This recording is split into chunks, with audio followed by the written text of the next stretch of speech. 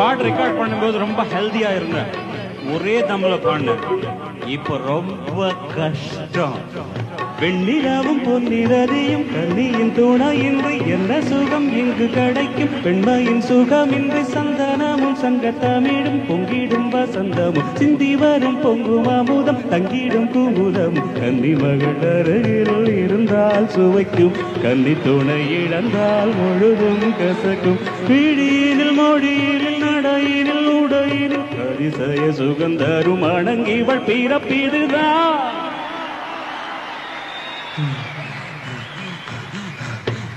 மண்ணில் இந்த மண்ணில் இந்த மண்ணில் இந்த காதலன்றி யாரும் வாழ்ந்தல் கூடுமோ?